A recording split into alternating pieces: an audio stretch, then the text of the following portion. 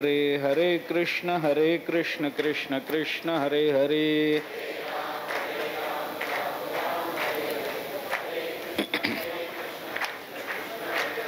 हरे राम राम राम हरे हरे। हरे कृष्ण कृष्ण कृष्ण हरे हरे।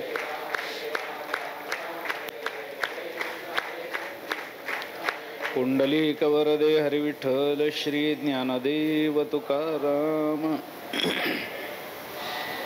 जयाचे नाव तीर्थरावो, दर्शने प्रशस्ती सिठावो, जयाचे निसंगे ब्रह्मभावो भ्रांतासी। सद्गुरु श्री ज्ञानेश्वर महाराजांच्या संजीवन सोहळ्याच्या निमित्तानं चालू असणाऱ्या या प्रवचनमालेच्या द्वितीय सत्राला आज आपण प्रारंभ करतो आहोत। ज्या योगी महात्म्यांचं वर्णन ज्ञानेश्वर महाराजांनी जयाचे नाव तीर्थरावो अशा शब्दामध्ये केलं, तेच ज्ञानेश्वर महाराजांचे शब्द त्यांच्याकडूनच उसने घेऊन ते त्यांच्याच संबंधानं लावण्याचा आपण प्रयत्न करतो आहोत। जसं ज्ञानेश्वर महाराज संत महात्म्यांना तीर्थरावो अशी संज्ञा देतात, तीच संज्ञा ज्ञानेश्वर महाराजांनाही लागू पडते या संबंधात आपण विचार करत होतो। काल त्या संबंधामध्ये थोडीशी प्रस्तावना करून आपण या ओवीच्या चिंतनाकडे प्रवृत्त झालेलो होतो। तीर्थ या शब्दाचा अर्थ करत असताना काय करायचा या संबंधात जो विचार आहे त्याच्यामध्ये आपण काल बोलून आलो की तीर्यते अनेन इथे तीर्थहा, जे आपल्याला तारून नेतं, ज्याच्या योगानं तरुण जाता येतं त्याला तीर्थ असं म्हणतात। आणि तरुण नेणारा ज्याच्या योगानं तरुण जाता येतं त्याला जर तीर्थ म्हणायचं असेल तर तीर्थ ही संज्ञा खऱ्या अर्थाने फक्त आणि फक्त संतांनाच लावता येते। ज्ञानदेव म्हणे तरलो तरलो, आता उद्धरिलो गुरु कृपे। हे ज्ञानेश्वर महाराजांची जी भूमिका, जो अनुभव त्यांच्या शब्दातून व्यक्त झाला, त्याच्यामध्ये आपल्याला गुरुकृपा, संत महात्मे या सगळ्याला तीर्थ असं म्हणता येतं। त्या तीर्थाचा विचार करताना आणखीन थोडंसं अलीकडे ज्ञानदेव म्हणे तरलो तरलो, आता उद्धरिलो गुरुकृपे, इथं तरणं हे भवसागरातून तरणं हे ज्ञानोबारायांना अपेक्षित आहे। कारण तराईचं असं म्हटलं की कशातून असा प्रश्न येतो की नाही। कोणी हवेतून तरलो, जमिनीवरून तरलो अशी भाषा कोणी बोलत नाही। तरणं ही संकल्पना वापरली की त्याच्यामध्ये पाण्यातून हे गृहीतच असतं। काही काही शब्दांचा उच्चार, काही काही शब्दांची अभिव्यक्ती ही त्या शब्दाबरोबर येणाऱ्या दुसऱ्या शब्दाला गृहीत धरूनच झालेली असते। तरणं असं म्हणलं की पाण्यातून हे ठरलेलं आहे। जागं होणं म्हणलं की झोपेतून हे ठरलेलं आहे। याच्याकरता तो जागा झाला म्हणजे कशातून जागा झाला असं विचारण्याचं काही कारण राहत नाही।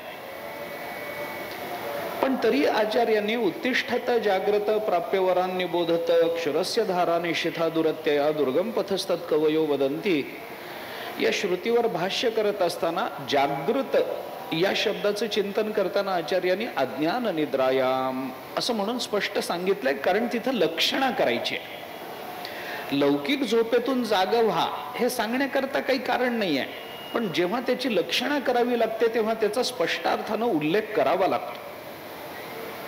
म्हणून कशातून जागा व्हा, अविद्येची निदा, विश्वस्वप्नाचा हा धंदा, भोगीत होता प्रबुद्धा अनादिजो, तो महावाक्याचे निनावे, गुरुकृपेचे निथावे, माथा हात ठेविला नो हे थापटिला जैसा, तैसी विश्वस्वप्नेसी माया, निद सांडोनी धनंजया, सहसा चेईला अद्वयानंदपणे जो, चेईला जागा झाला।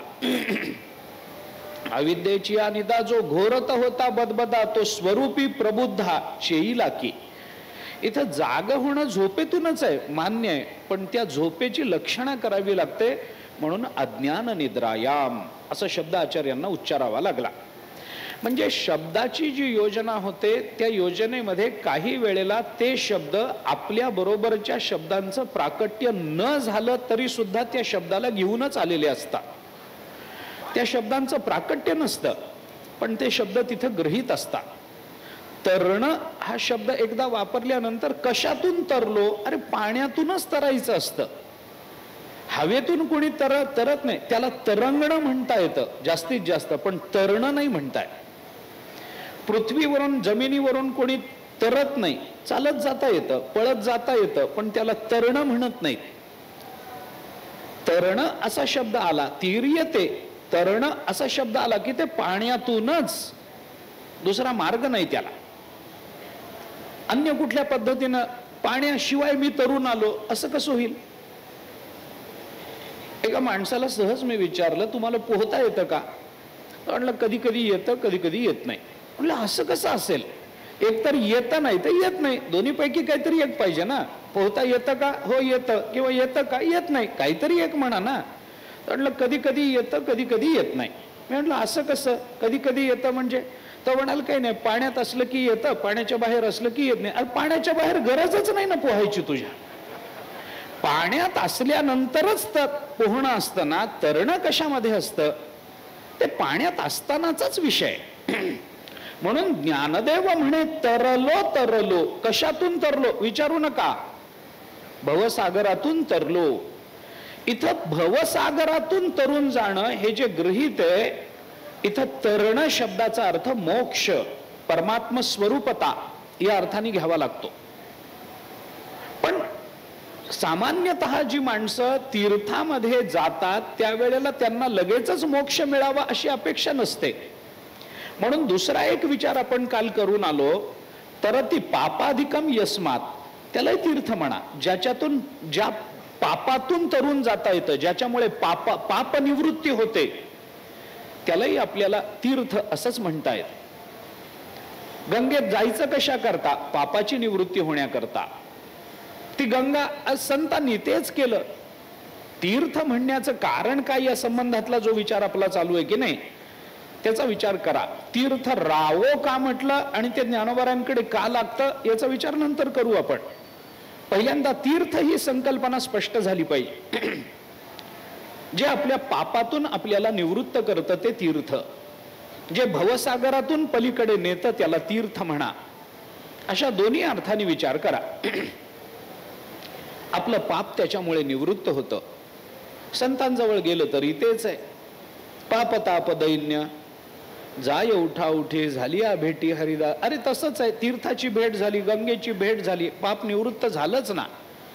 ये पापम शमयन्ति हि संगती भृताम येदान शृंगारिणो येषाम चित्तमतीव निर्मलतरम येषाम न भग्नम व्रतम ते सर्वान सुखयन्ति हि प्रतिदिनम ते साधवो दुर्लभा गंगावत गजगंडवत गगनवत गांगेयवत गेयवत. संतांचं वर्णन करताना गंगावत असं जे त्यांना म्हणलं, कोण आहेत ते? ते साधवो दुर्लभा. पण ते कसे आहेत? गंगावत. संतांना जी उपमा दिली, गंगा, गंगे सारखे, गजगंडवत हत्तीच्या गंडस्थळासारखे, गगनवत आकाशासारखे, गांगेयवत भीष्मांसारखे, गेयवत गायकासारखे. संतांना दिलेल्या एवढ्या उपमा आहेत ते त्या श्लोकामध्ये आपण लावून घेतल्या पाहिजे. गंगावत कसं? ये पापम शमयन्ति हि संगती भृताम गंगावत. ये दान शृंगारिणो गजगंडवत. येषाम चित्तम अतीव निर्मलतरम गगनवत.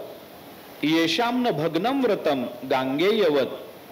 ते सर्वान सुखयन्ति हि प्रतिदिनम गेयवत ते साधवो दुर्लभा गंगावत गजगंडवत गगनवत गांगेयवत गेयवत. याच्यामध्ये त्यांना गंगावत म्हटलं. गंगेप्रमाणे संत आहेत म्हणजे काय झालं? तीर्थच आहेत.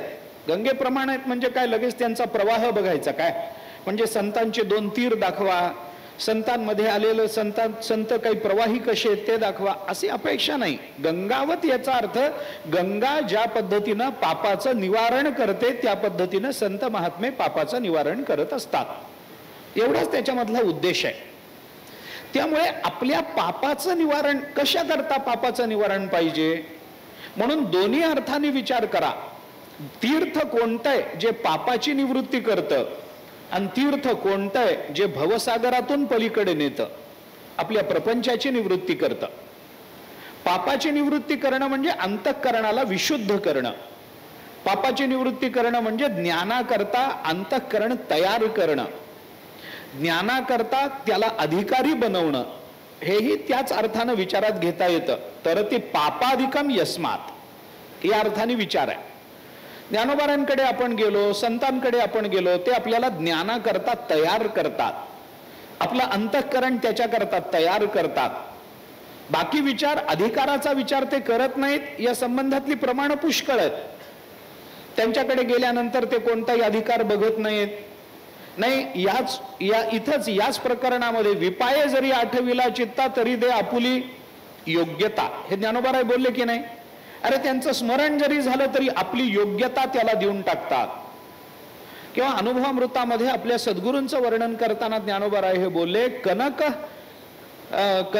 कैवल्य कनकाची या दाना जो न कडसी थोरसाना दृष्ट्याची या दर्शना पाढाऊ जो. शंका तिथं तीच येणार आहे. वेदांताच्या अभ्यासकाला पहिली शंका येणार तिथं. कैवल्य कनकाचं दान, कैवल्य म्हणजे मोक्ष, मोक्ष रूपी सुवर्णाचं दान करत असताना जो न कडसी थोरसाना, जो लहान मोठा बघत नाही, येणाऱ्या प्रत्येकाला मोक्ष वाटत देतो. जयाने घातली मुक्तीची गवादी, अरे कोणी या, ज्याला मोक्ष हवाय त्यांनी या, आम्ही मोक्ष वाटायलाच बसलो आहोत. पुरुषार्थ सिद्धी चौथी घेऊन आपुल्या हाती रिगाला भक्तिपंथी जगा देत. सगळ्या जगाला भक्तिपंथावरून मोक्षाचं वाटप करत हे महात्मे निघाले. ज्ञानोबारायांनी त्यांचं चिंतन केलंय. आता हे मोक्ष वाटतात, न कडसी थोरसाना म्हटलंय. लहान मोठा कोण आहे बघत नाहीत. लहान मोठा न बघता हे जर मोक्ष देतात तर शास्त्राने हे मोक्षाचे अधिकारी वगैरे सांगितले ते वायाच गेलं की हो सगळं. ते वाया गेलं की नाही. म्हणजे अधिकार न बघता तुम्ही मोक्ष देता, लहान मोठा न बघता तुम्ही मोक्ष प्रदान करता. म्हणजे काय, म्हणजे तू मोक्षाचा अधिकारी कोण, ब्रह्मज्ञानाचा अधिकारी कोण, 3-3 वर्ष ते घोकण्यात गेली. उपयोग काय झाला त्याचा?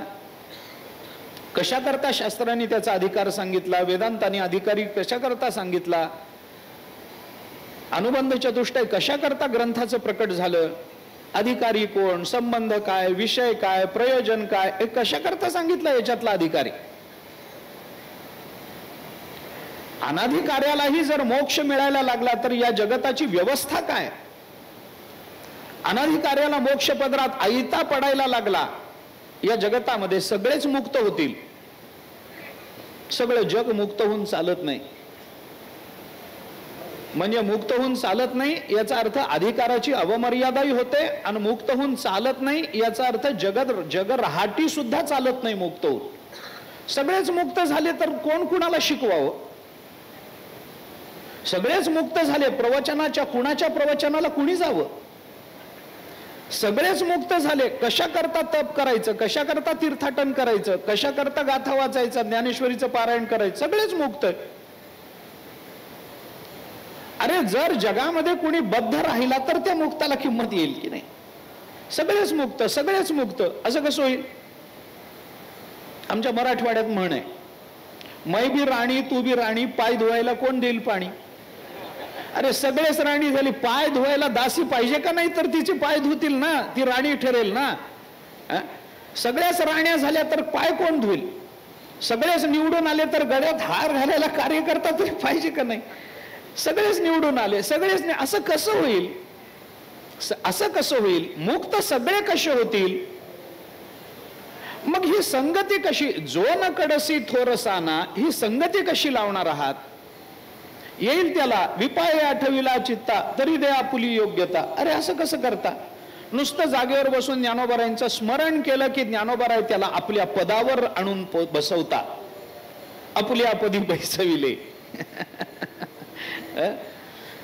आलं लगेच. नुसतं ज्ञानोबारायांचं स्मरण झालं, गेला ज्ञानोबारायांच्या योग्यतेला, होईल का असं? मग ज्ञानोबाराय जे सद्गुरूंच्या संबंधानं कैवल्य कनकाची आदाना जो न कडसी थोरसाना दृष्ट्याची दर्शना पाढाऊ जो म्हणून आपल्या सद्गुरूंचं चिंतन करतात आणि ते सद्गुरू सगळ्यांना मोक्ष देण्यामध्ये तयार आहेत, तत्पर आहेत. मोक्ष देताना ते लहान मोठेपणाचा विचार करत नाहीत, सगळ्यांना मोक्ष देतात. मग अधिकाऱ्याची चर्चा कशा करता? सगळ्यांनाच मोक्ष आहे. मग निष्काम कर्माचरण सद्गुरू सेवेने ज्याने आपल्या अंतःकरणातला मल आणि विक्षेप हे 2 दोष घालवलेले आहेत आणि आवरण नावाचा 3रा दोष शिल्लक राहिलेला आहे, त्याच्या निवृत्ती करता जो साधन चतुष्टय संपन्न झालेला आहे तो ब्रह्मज्ञानाचा अधिकारी समजावा. कशा करता या भानगडी?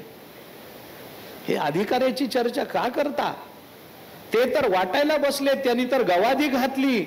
आणि मग कशा करता? मलविक्षेप गेलेला असला पाहिजे ना आवरण राहिलं पाहिजे, त्या आवरणाच्या निवृत्त्यर्थ तुम्हाला साधन चतुष्टय संपन्न झालं पाहिजे, विवेक जागा झाला पाहिजे, वैराग्य कशाला पाहिजे? विरक्ती वाचून काही ज्ञानाशी तगण्याची नाही. कशा करता? ते तर न पाहत सानाथोर बघतच नाहीत ना ते. मग याच्यामध्ये अधिकाराची चर्चा. बरं, ही शंका जर तुमच्या माझ्यासारख्यांना सहज प्रवचनात येऊ शकते तर ती रचना करताना ज्ञानोबारायांना आली नसेल काय? की आपण जर असं लिहिलं तर कदाचित हे पुढे चालून जे विद्वान म्हणून घेणारे ते अशी शंका उपस्थित करतील प्रवचनामध्ये, हे त्यांना माहित नव्हतं. तरीही त्यांनी सांगितलं ना, कैवल्य कनकाची आदाना जो न कडसी थोरसाना. मग संगती काय लावायची? संत महात्मे ज्या वेळेला एखादा सिद्धांत मांडतात त्या सिद्धांताची योजना करत असताना तो ग्रंथ कुणाकरता रचलेला आहे त्या अधिकार भेदानुसार त्याच्यामध्ये त्यांचीही काही गृहीतका असतात, हे आपल्याला मान्य केलं पाहिजे. अनुभवामृत ग्रंथ हा वेदांतामध्ये प्रवेश करणाऱ्या सामान्य अशा मुमुक्षु करता नाहीये, तो सिद्धानुवाद आहे. ज्याला काही वेदांताच्या विचाराची पार्श्वभूमी आहे त्यांनी अनुभवामृताचं चिंतन करावं, मान्य आहे. काहीच बघितलं नाही, काही पाहिलंही नाही, कधी परमार्थाचा संबंधही आला नाही, नामस्मरणामध्ये कधी रत नाही, कधी त्या विषयाला जाणून घेण्याची जिज्ञासा नाही, आणि एकदम अनुभवामृत हातात घेतला आणि आम्हाला काही कळतच नाही. कसं कळेल? कसं कळेल म्हणण्यापेक्षा मी पुढचं बोलतो, का कळावं? का कळावं? त्यांना कळूच नये, त्यांना कळणारच नाही. ते काहीच संबंध नाही, काही नाही. परमार्थ परमार्थ म्हणजे काय असतं हो म्हणणाऱ्यांनी एकदम चांगदेव 65ला हात घातला. कसं होईल? कसं ते पचनी पडेल त्याला? अजून दूध भात त्याला नीट पचवता येत नाही, त्यांनी एकदम बाहेरचं जेवण एकदम एवढं मसालेदार कसं होईल त्याला? नाही ना असं होत. त्याला काहीतरी पूर्वपीठिका पाहिजे, पूर्वाभ्यास पाहिजे. म्हणून ज्ञानोबारायांनी जरी जो न कडसी थोरसाना असं म्हटलेलं असलं तरी हा अनुभवामृत ग्रंथ असल्यामुळे ज्ञानोबारायांची सुद्धा त्या ग्रंथात काही गृहीतक आहे, काही गृहीत आहे तिथं. असं नाही आहे की येणाऱ्या प्रत्येकाला ते देतील. मग संगती कशी लावायची? 2 अंगानं त्याची संगती सामान्यत्वानं सांगून पुढे जातो. मला त्याच्यात आत्ता अडकायचं नाहीये, मला तीर्थाबद्दल बोलायचं, तीर्थाबद्दलचा विचार मांडायचा. सामान्यत्वानं संगती एवढीच आहे, कैवल्य कनकाचं दान करायला ते तयार होऊन बसलेत. येणाऱ्या प्रत्येकाला ते कैवल्य कनकाचं दान देताच आहे, प्रश्नच नाही. लहान बघत नाहीत, मोठा बघत नाहीत, मान्य आहे. पण येणाऱ्या प्रत्येकाला ते देतात ना, त्यांच्याकडे जाण्याची सद्बुद्धी होणं हाच त्यांच्याकडून कैवल्य प्राप्त करून घेण्याचा अधिकार आहे. सामान्यत्वानं एवढा विचार करा. मला बाकी सगळं सोडून ज्ञानोबारायांच्या चरणाला लागावं वाटतं, याच्यातच माझा अधिकार सिद्ध झाला. मला बाकी कोणी नको. अरे कोरं पत्र पाठवायचं असलं तरी ते ज्ञानोबारायांना पाठवता आलं पाहिजे, हे ज्याला कळतं ना त्याच्याकरता चांगदेव 65 आहे. कसं का असे ना, पण पत्र पाठवायची इच्छा झाली तर पत्र सुद्धा ज्ञानोबारायांनाच पाठवता आलं पाहिजे. कोरं का असेना, हा विश्वास पाहिजे की माझ्या पत्रामध्ये अक्षर लिहिलेली नसतील तरी त्या अक्षर परब्रह्माला ही अक्षर वाचता येतील. हे ज्याला कळतं ना तो त्याचा अधिकारी झाला. आणि दुसरा सरळ आपल्याला शास्त्राच्या म्हणजे परंपरेनं चालत आलेला विचार जर करायचा झाला तर जो न कडसी थोर साना असं म्हणत असताना लहान जरी अनधिकारी जरी त्यांच्याकडे गेला तरी ते त्याला मोक्ष देतात. याचा अर्थ त्याला अधिकारी बनवून मोक्ष देतात असं सरळ उत्तर. ते गेल्यानंतर ते त्याला आधी पहिल्यांदा त्याला जवळ घेतील, त्याला काही बोलतील, त्याला सांगतील, त्यांच्या शब्दाचा परिणाम होईल. काल आपण बोललो तसं शब्दाचा परिणाम झाला की अंतःकरणातले विकल्प दूर होतील, अंतःकरण विशुद्ध होईल त्यांच्या शब्दाने. ते झालं की ज्ञानाची योग्यता प्राप्त होईल आणि ज्ञानाची योग्यता प्राप्त झाली की ते त्याला मोक्ष प्रदान करतील. लहान मोठा कोणताही येऊ दे, म्हणजे त्यांच्या जवळ जाताना तो लहान असला तरी त्यांच्या जवळून येताना तो मोठा होतो, हा त्याचा सरळ अर्थ. त्यांच्या जवळ जाताना तो सान असेल पण त्यांच्या जवळून तो परत येताना तो थोर झालेला असतो. म्हणून सान थोर असं काही ते बघत नाहीत. अधिकारी आला त्याला लगेच देतील, अनधिकारी आला त्याला अधिकारी बनवून देतील. अशी संगती आपल्याला सरळ लावता येते. मी कशा करता हे सगळं आपल्या समोर ठेवलं की तीर्थ या शब्दाचा विचार करताना पापाची निवृत्ती करणारा आणि मोक्ष प्रदान करणार या दोन्ही अर्थाने तीर्थाचा विचार आपल्याला व्युत्पत्त्यर्थानं करता येतो. दोन्ही अंगाने पापाचं निवारण करताना करणारही तेच आहे, तर ती पापाधिकम यस्मात याही अर्थानं आणि तीर्यते अनेन इति तीर्थ याही अर्थानं ते भवसागरातून पलीकडे नेणारही तीर्थ आणि जे आपल्याला पापातून निवृत्त करतं तेही तीर्थ. तीर्थे बाह्य मळू क्षाळे कर्मे अभ्यंतर उजळे हे ज्ञानोबारायांनी जे चिंतन केलं आणि सत्कर्मांनाच तीर्थ म्हटलं. ती सत्कर्मांना तीर्थ रूपता येण्याचं कारण काय? ती सत्कर्म काय करतात? ती सत्कर्म आहेत याचाच अर्थ ती निष्काम कर्म आहेत. आणि ती निष्काम कर्म आहेत म्हणजेच ती अंतःकरण शुद्धीला कारण आहे. आपल्याला जर मनशुद्धीचा मार्गी जै विजयी व्हावे वेगी तै कर्म सबळा लागी आळसू न कीजे हे जे ज्ञानोबा आपल्याला सांगतात ते कर्म सबळा लागी आळू. तिथं कर्म शब्दाचा अर्थ काय करता? निष्काम कर्म करावं लागेल की नाही. विहित कर्म आहे पण सकाम आहे, मनशुद्धीचा मार्गी विजयी होता येत नाही या पद्धतीनं जाऊ. सकाम कर्माचरण आमचं अंतःकरण विशुद्ध करत नाही, त्याच्याकरता निष्काम कर्माचरण हे गृहीत आहे. आणि म्हणून ज्ञानोबाराय तिथं नुसतं कर्म शब्द वापरतात तरी सुद्धा त्याचा अर्थ निष्काम कर्म असाच करावा लागतो, कारण तसा अर्थ केल्याशिवाय विधानाची संगती लागत नाही. म्हणून ते गृहीत आहे. आता हे सुद्धा चिंतन गृहीत आहे. का गृहीत आहे तर हे 18व्या अध्यायात आलंय म्हणून 17व्या अध्यायाचा अभ्यास ज्यांनी केलाय त्यांच्याकरता ते गृहीत आहे. एवढं होऊनही जर म्हणत कोणी खोडच काढत असेल की नुसतंच कर्म म्हणलंय निष्काम कुठं म्हणलंय तर अजून परत पहिल्या अध्यायात जा बाबा, तो परत मागून ये, परत 17 अध्यायाचं चिंतन कर, मग 18व्यात येऊन कर्म शब्दाचा अर्थ तुला मनशुद्धी करता निष्काम कर्म असा ज्या वेळेला सुचेल आणि करता येईल त्या वेळेला मग तिथं तुला कर्म शब्दाचा अर्थ करण्याचा अधिकार आहे. तिथं ते गृहीतक तुझ्या करता आहे हे मान्य करता येईल. म्हणजे तीर्थ आम्हाला पापातूनही निवृत्त करतात आणि तीर्थ आम्हाला भवरोगातूनही मुक्त करतात. या दोन्ही अर्थाने आपल्याला तीर्थ शब्दाचा विचार करता येतो आणि हे तीर्थत्व आपल्याला संतांकडे नेता येतं.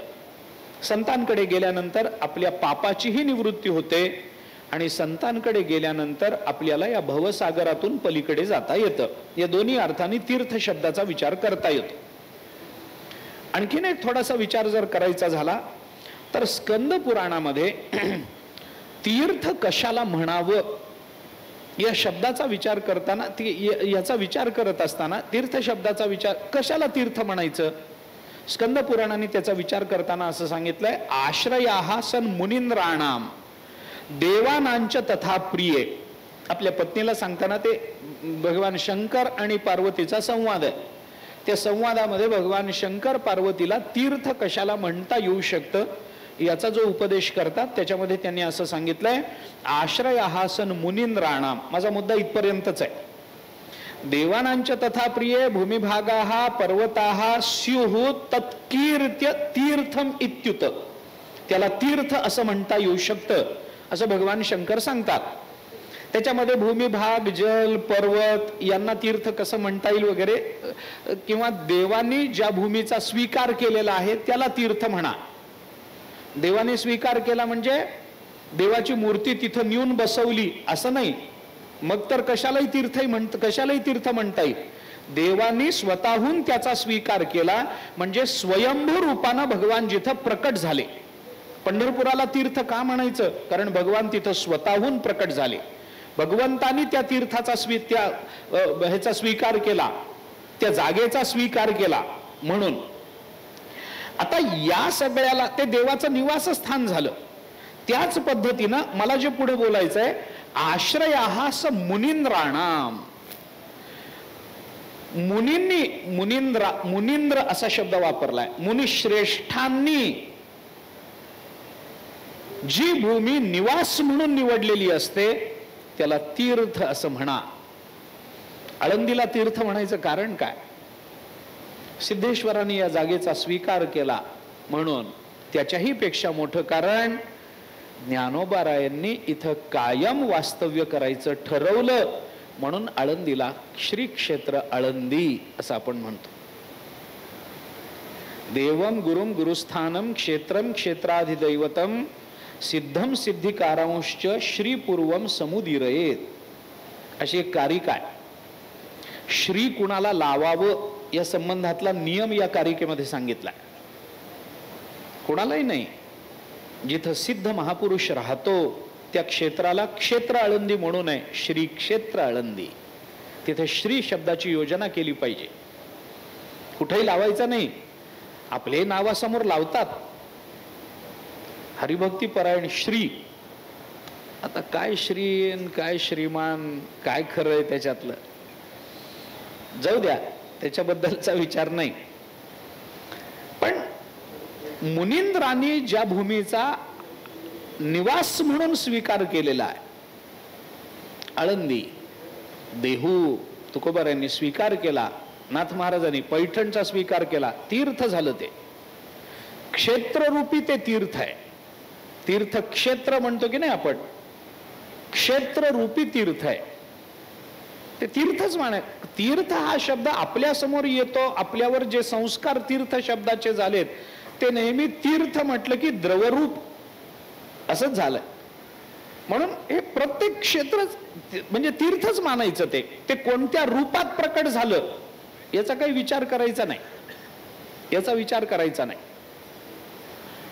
असं आहे. पंढरपूरला आपण गेलो तर पांडुरंगाची जी मूर्ती आहे की नाही, आपण काय म्हणतो पंढरपूरला, अरे पंढरपूरला सगळं तेथील तृण आणि पाषाण तेही देव जाणावे.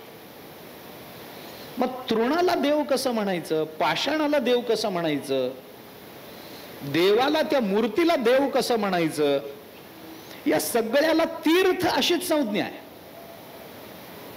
मूर्तिरूप तीर्थ, चंद्रभागा म्हणजे जलरूप तीर्थ, पंढरपूरचं परिक्षेत्र म्हणजे क्षेत्ररूप तीर्थ, ज्याला आपण तीर्थक्षेत्र म्हणतो.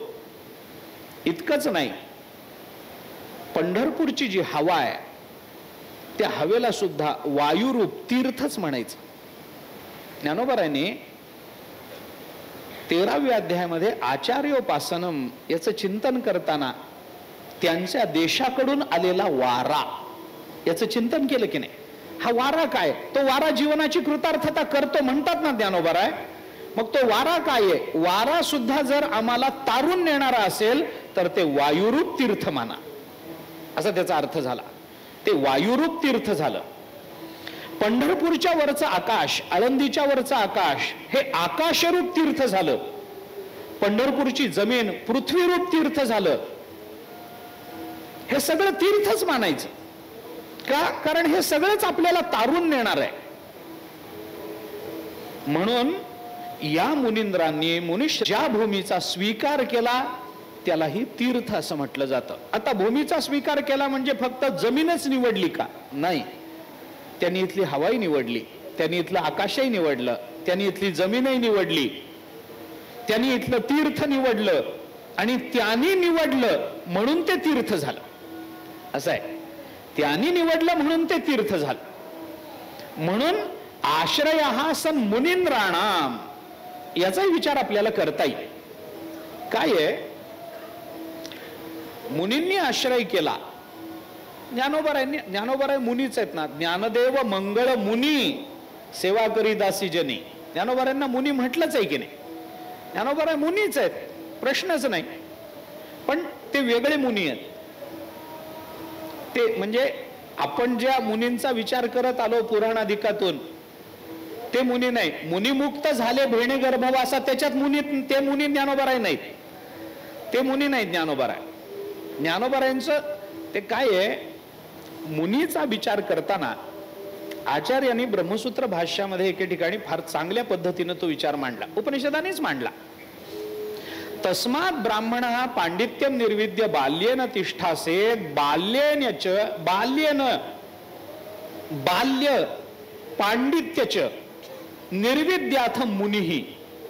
उपनिषदांनी चिंतन करताना असं सांगितलं, तस्मात् ब्राह्मण पांडित्यम निर्विद्य बाल्येन तिष्ठासेत. बाल्यंच पांडित्यंच निर्विद्य अथ मुनिही.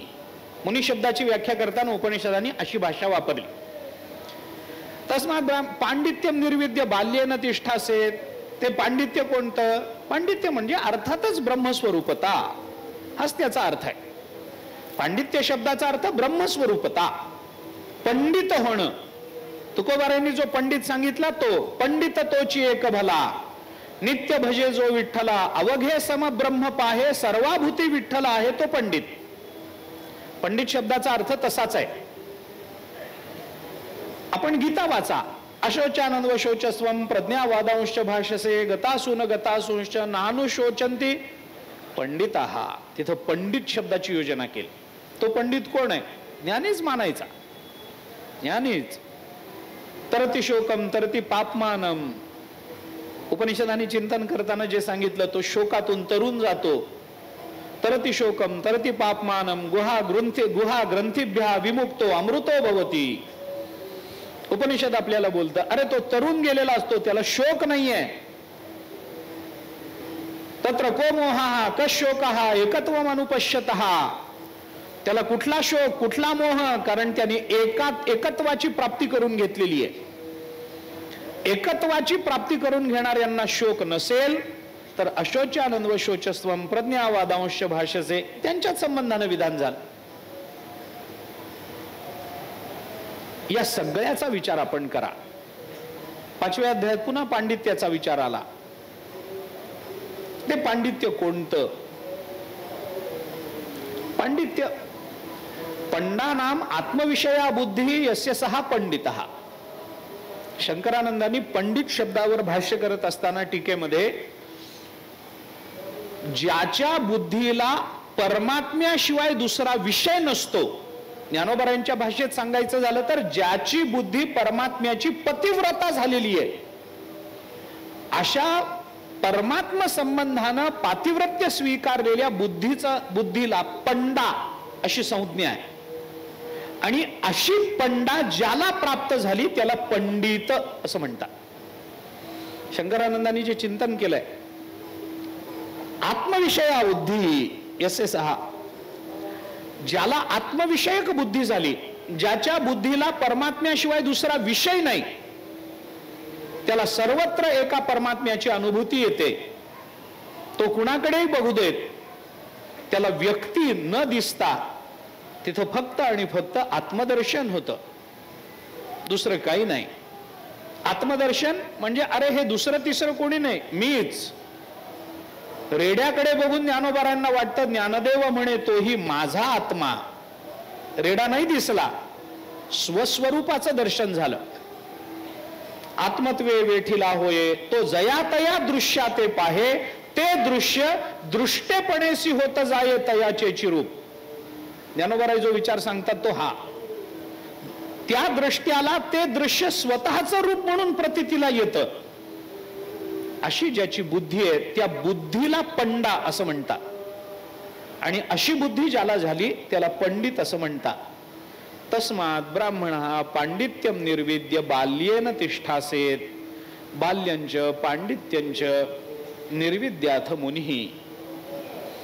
आणि असे जे पंडित आहेत ते बाल्येन तिष्ठासेत, ते बाल्यावस्थेमध्ये राहतात, बाल्य रूपाने राहतात.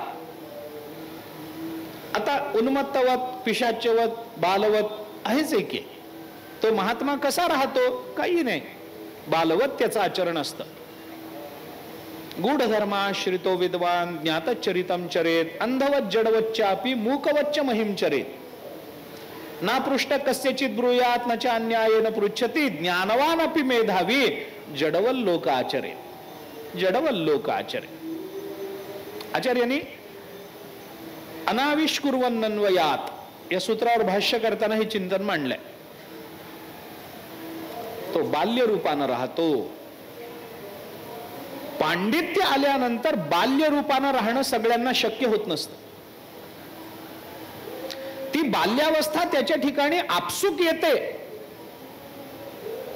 हे जरी खरं असलं तरी सगळ्यांच्याच ठिकाणी ती येतेच असं सांगता येत नाही. पांडित्य ज्याला प्राप्त झालं तो अभिमानानं छाती पुढे काढून चालेल किंवा बालकासारखा कसा राहील? ते बालकासारखं राहणं, लहान मुलासारखं राहणं म्हणजे काय? आचार्यांनी शंका उपस्थित केली, पूर्व पक्ष उपस्थित केलाय त्याच्यात.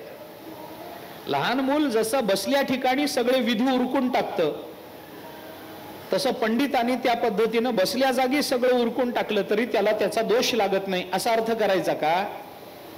असा पूर्व पक्ष केलाय. आणि उत्तर पक्ष करताना सांगितलं बाबा तसं नाही. बसल्या लहान मूल बसल्या जागी तिथं शी करतं, तिथं शू करतं, त्याच्यातच खेळत राहतं, काही नसतं त्याला. ते त्याच्यातच रांगत घरभर फिरत राहतं, सगळी घाण घरामध्ये फिरवतं, तरी आईला त्याचं कौतुक असतंच की नाही. किती छान घाण केली, आईला त्याचंही कौतुक आहे. असे नका. तसं महात्मा पंडित म्हणजे जो आत्मस्वरूपाला प्राप्त झाला, कारण त्याला आता पाप पुण्याचा संबंध राहिला नाही ना. पुण्य पापे विधू झालं, त्याचं पुण्य गेलं पापही गेलं, दोन्हीचा संबंध संपला. त्यांनी काही केलं तरी त्याला त्रास नाही. सगळ्या जगाला पेटवून दिलं तरी त्याला काही नाही. गीता बोलतेच आहे, सगळे जग त्यांनी जाळून टाकू दे, पाप नाही. मग त्यांनी काय, तसा अर्थ नाही. आचार्यांनी सांगितलं बाल्य या शब्दाचा अर्थ करत असताना आपल्या डोळ्यासमोर पाप पुण्याचा कुठलाही विचार न करणारं जे लहान मूल येतं त्या अर्थाने उपनिषदांनी तो शब्द वापरला नाही. मग बाल्य शब्दाचा अर्थ काय? आचार्यांनी भाष्यामध्ये असं म्हटलं, ज्ञान अध्ययन धार्मिकत्वादिभिः आत्मानम अविख्यापयन दंभ दर्प रहितो भवेत. हे बाल्य आहे. लहान मूल जसं निर्वैर असतं, निष्पाप असतं, कुणाबद्दल त्याच्या अंतःकरणात जसा द्वेष नसतो, कुठलंही कर्म करताना ते कुणाला दाखवण्याकरता करत नाही, त्याच्या ठिकाणी दंभ नसतो, आपल्या सगळ्या घराच्या केंद्रस्थानी आपण आहोत याचा दर्प त्याला नसतो, असा दंभ दर्प राहित्य असं ज्या त्या लहान मुलाच्या ठिकाणी आहे, तसं पंडित झालेला बाल्य रूपाने राहतो, म्हणजे दंभ दर्प रहित होऊन राहतो. थुंकोनिया मान दंभे करीतो कीर्तन. मान दंभ थुंकून आम्ही कीर्तन करतो, बाल्येन तिष्ठासे. तुकोबारांची अवस्था काय? कीर्तन करतो, पंडित आहेत, पण पंडित असले तरी कसं करतात? अरे त्या मानावर आणि त्या दंभावर थुंकून कीर्तन करतो. थुंकोनिया मान तोडायचं नाही इथं, आणि दंभे करीतो कीर्तन ते आपल्याकडे, ते तुकोबारांकडे नाही. आम्ही कीर्तन करताना दंभानं करतो. माझ्यासारखं कोणीच नाही हो. मी जशी मांडणी केली या अभंगावर कोणी कीर्तन करू दे बघू बरं, असं नाही. मान दंभे थुंकोनिया कीर्तन करीतो. थुंकणं म्हणजे काय? त्याज्य मानणं, टाकून देणं. थुंकलेल्या पदार्थाबद्दल जशी आसक्ती नसते तसं अनासक्त होऊन आम्ही कीर्तन करतो. हा तुकोबारायांचा अर्थ आहे. दंभ दर्प रहितो भवेत हे जे आचार्य म्हणतात तीच अनुभूती तुकोबाराय आपल्या अभंगातून व्यक्त करून देतात.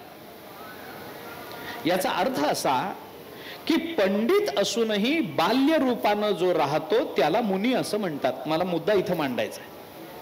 मुनी शब्दाचा अर्थ करत असताना आश्रयाः स मुनींद्राणाम हे जे तीर्थाचं केलेलं चिंतन आहे त्याच्यातल्या मुनी शब्दाचा अर्थ करताना उपनिषदाने अशा पद्धतीनं अर्थ केला. काय अर्थ केला? बाल्यंच्या पांडित्यांच्या निर्विद्याथ मुनीही हा अर्थ केला.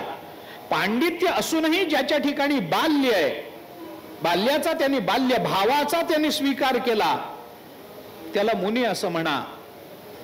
आणि पंडित असूनही मी लहान आहे हे जर मुनीपणाचं लक्षण असेल तर या लक्षणामध्ये ज्ञानोबारांना सोडलं तर कोण बसत?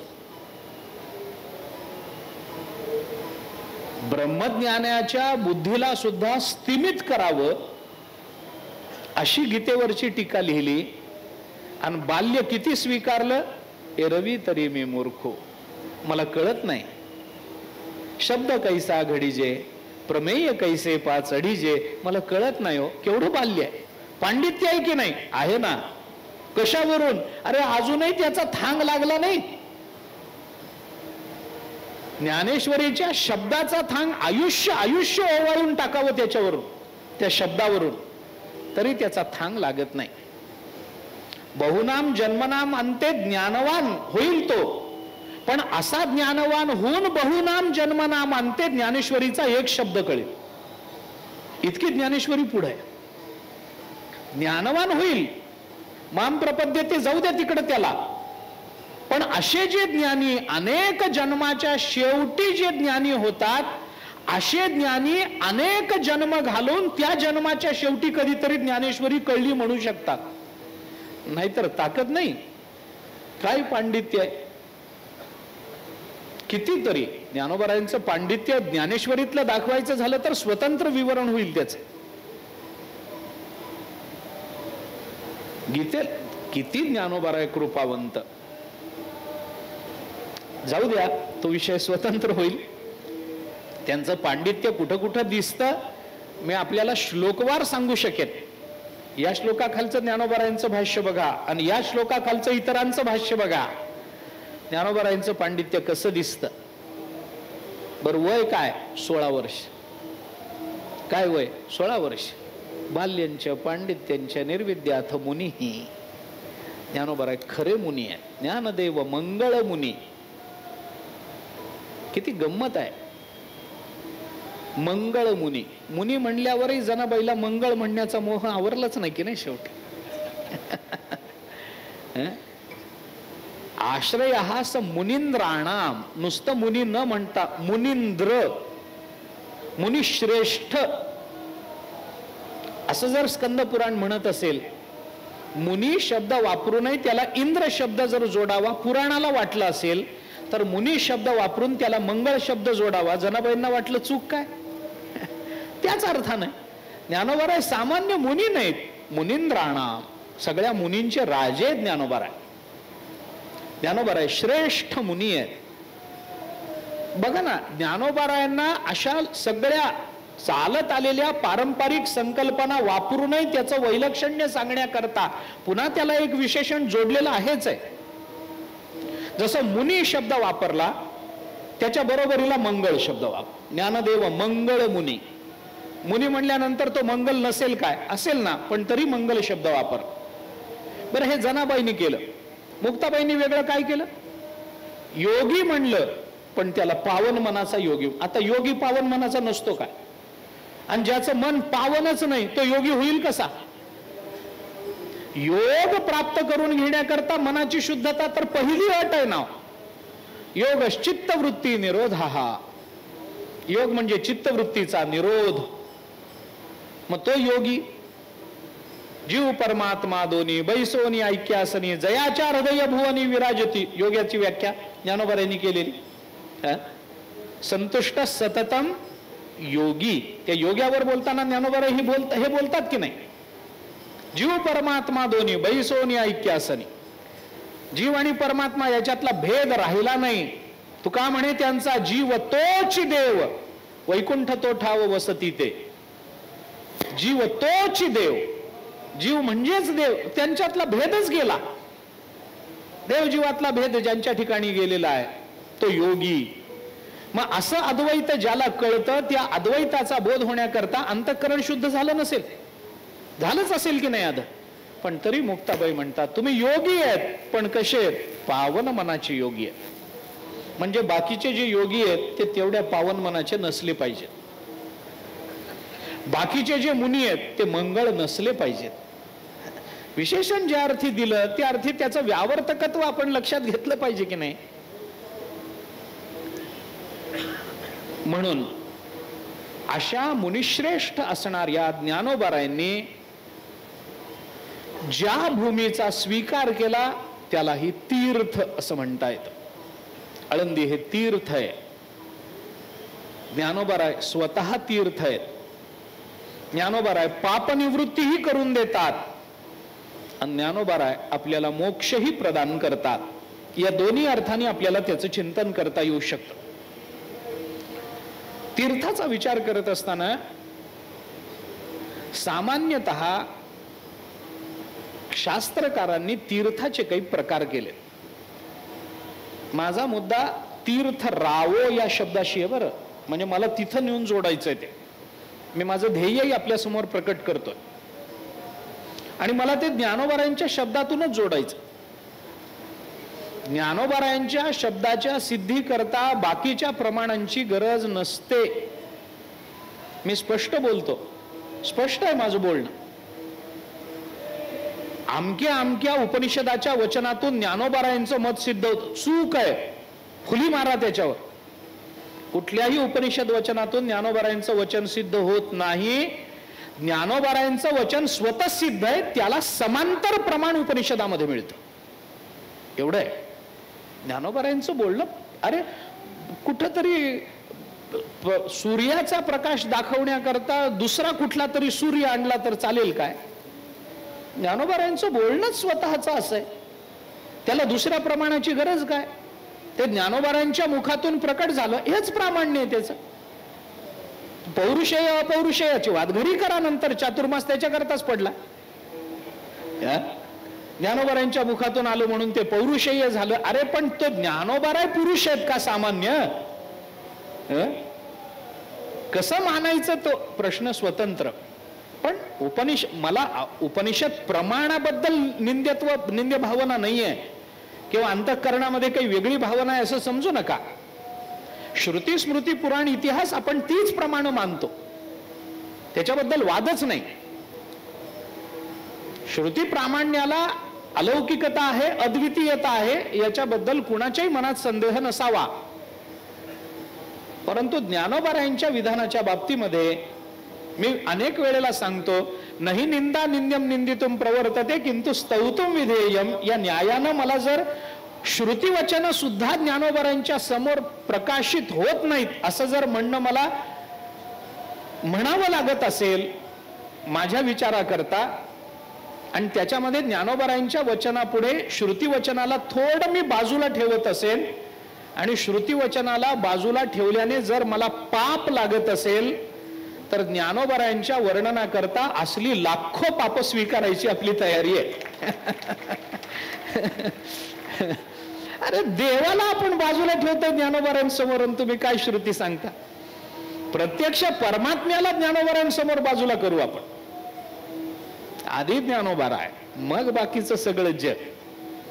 आधी तिथून उरलं तर तुम्ही, तिथं जर उरलं नाही तर आमची जबाबदारी नाही, आमचं कर्तव्य नाही की आम्ही तुमच्या चरणाला लागावं. वारकरी आहोत आम्ही, आधी ज्ञानोबारांना समर्पित होऊ. थोडं काही उरलं वाटलं तर येऊ तुमच्याकडे बघू नंतर, आत्ता नाही. आणि याच्यानं पाप लागू द्या, आमचे ज्ञानोबाराय समर्थ आहेत आमच्या पापाचं निवारण करायला. अभिनिवेशानं बोलतो, जरा अभिनिवेशानं बोलतो. ज्ञानात अभिनिवेश चालत नाही, भक्तीत चालतो. त्याला प्रौढीवाद म्हणतात, फक्त एवढंच आहे. भक्तीतल्या अभिनिवेशाला प्रौढीवाद म्हणायचं, एवढंच आहे. आम्हाला प्रौढी आहेच आहे ज्ञानोबारायांची, वाद नाही. असो, सामान्यतः तीर्थाचा सामान्यतः विचार करत असताना 3 पद्धतीची तीर्थ मानली गेली. कोणकोणत्या पद्धतीची? एक स्थावर तीर्थ आहे, एक जंगम तीर्थ आहे आणि काही मानस तीर्थ आहे. 3 पद्धतीनं त्याचा विचार. आता नावावरून आपल्याला त्याचं विवरण करावं लागेल असं नाही आहे. आपल्याला माहिती आहे जंगम तीर्थ कोणतं, स्थावर तीर्थ कोणतं, मानस तीर्थ कोणतं, याचे काही विचार आहे. काही तीर्थांकडे आपल्याला जावं लागतं. आपल्याला पाप निवृत्त करायचं असेल तर गंगेकडे आपल्याला जावं लागेल. गंगा आपल्याकडे येत नाही, आणणारे आचार्य आपले पुत्र होत नाहीत. जगद्गुरु शंकराचार्यांनी आई करता नदी वळवली. त्यांचं सामर्थ्य आहे, काही करू शकतील ते. आपल्याला तसं करणारा पुत्र होईल असं वाटत नाही. सरळ आहे की हो? नाही, आपल्याला नदीकडे जावं लागेल. आपण तिथं गेल्यानंतर गंगा तिचं काम करेल, गोष्ट खरी, पण आपल्याला तिथपर्यंत पोचावं लागेल, काशीपर्यंत जावं लागेल, त्रिवेणी संगमात जावं लागेल, आपल्याला जावं लागेल. ती नाही येणार आपल्याकडे. आपल्याला एखाद्या क्षेत्रामध्ये जावं लागेल. काशीला जायचं असेल, आपल्याला काशीत जायचंय, आपल्याला तिकडं जायचं. दुसरा प्रकार जो आहे तो मानस तीर्थाचा आहे. मला संतांकडे यायचंय म्हणून जंगम तीर्थ नंतर सांगतो. दुसरा प्रकार आहे तो मानस तीर्थाचा आहे. मानस तीर्थामध्ये काय आहे? ज्याच्यानं आपलं मन पवित्र होतं ते मानस तीर्थ. कशानं मन पवित्र होतं ते आता मनुस्मृतीमध्ये त्या संबंधामध्ये बराच विचार आहे, पण सोडून द्या, मी साधं बोलतो. अंतःकरणामध्ये क्षमा धारण केली, मन पवित्र होतं. दया धारण केली, मन पवित्र होतं. एवढा सगळा विस्तार करण्यापेक्षा 26 गुणांची दैवी संपत्ती आपल्याला उद्धारण्याकरताच भगवंतांनी सांगितले ना. शम, दम, उपरम, तितिक्षा, समाधान हे धारण केल्याने अंतःकरण पवित्र होतच की नाही. मग या सगळ्या गुणांचा आपण स्वीकार करणं हे महत्वाचं आहे. दोष निवृत्ती करता स्वीकार करणं हे महत्वाचं आहे. आपला क्रोध जावा याच्याकरता काय करायचं? याच्याकरता आपण अंतःकरणामध्ये शांती धारण करायची. दुर्गुणाच्या निराकरणाकरता स्वतंत्र प्रयत्न करायची गरज नसते. आचार्यांनी गीता भाष्यामध्ये 2ऱ्या अध्यायात सुरुवातीलाच उपोद्घातामध्ये, म्हणजे अशोच्यानंदवच्या आधीचं जे व्याख्यान आचार्यांनी केलंय त्या उपोद्घातामध्ये आचार्यांनी फार चांगला विचार त्या संबंधामध्ये मांडला. आचार्य असं म्हणतात की आपल्या ठिकाणी असलेल्या दोषाच्या निराकरणाकरता आपण जेवढे जास्त प्रयत्न करू तेवढे ते दोष अधिक बळावत असतात.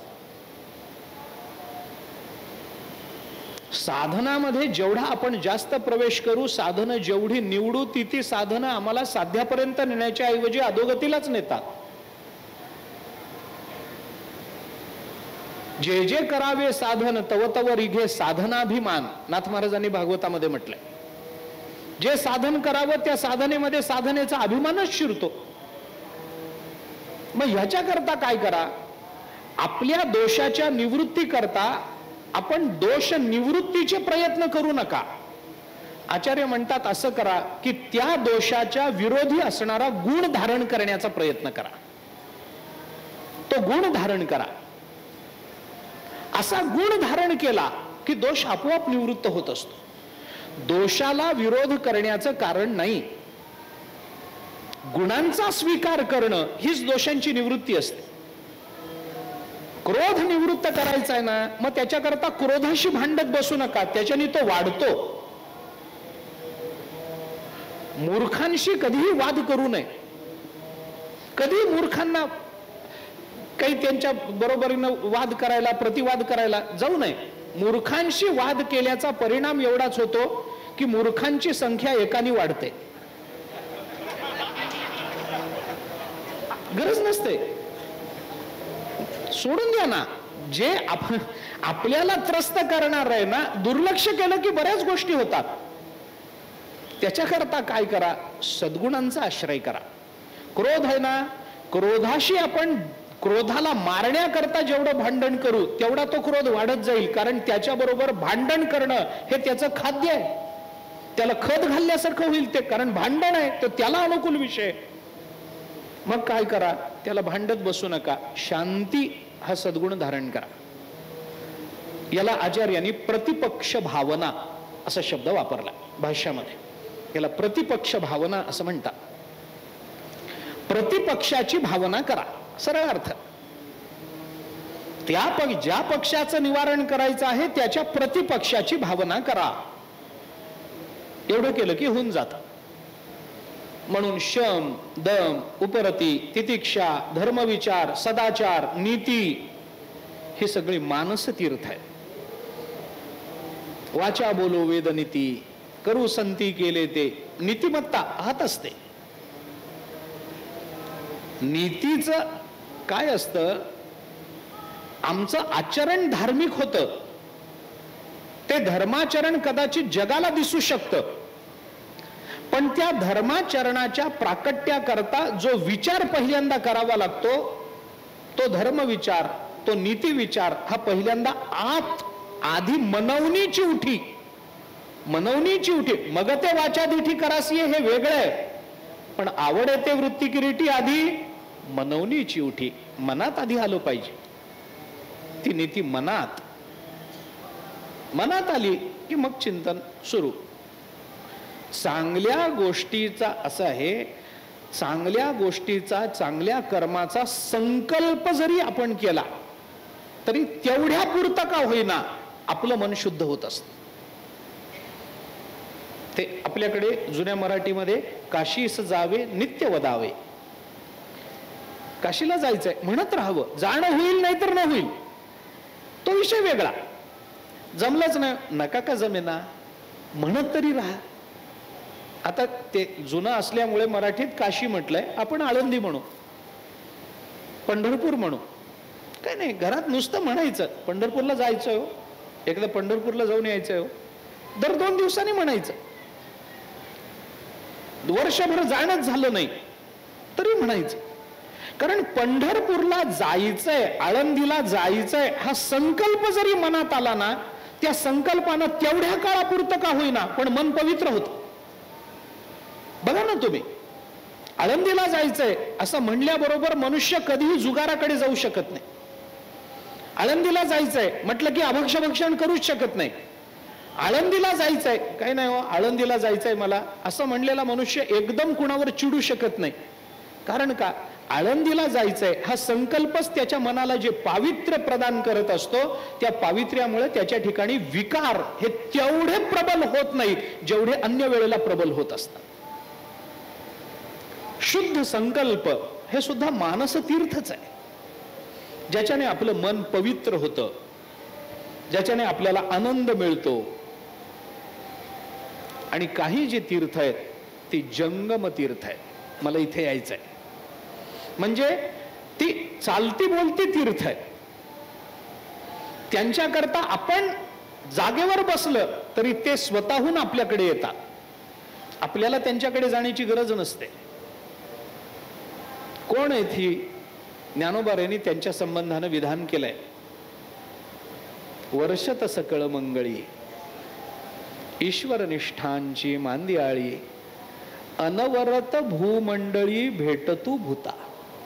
या भूत मात्रांना अनवरत ते भेटत राहतात, पुन्हा पुन्हा भेटत राहतात. आणि काय करतात?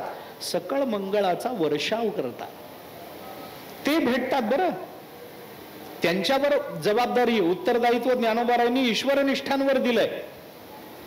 उत्तरदायित्व जग चांगलं व्हावं, सुखी व्हावं, किंबहुना सर्व सुखी तुम्हाला वाटतं ना, मग एक काम करा, जागेवर बसून राहू नका. साधू वृत्तीचा महात्मा आणि पाणी एका जागी राहिलं ना 2 दिवसात वासच येतो त्याला.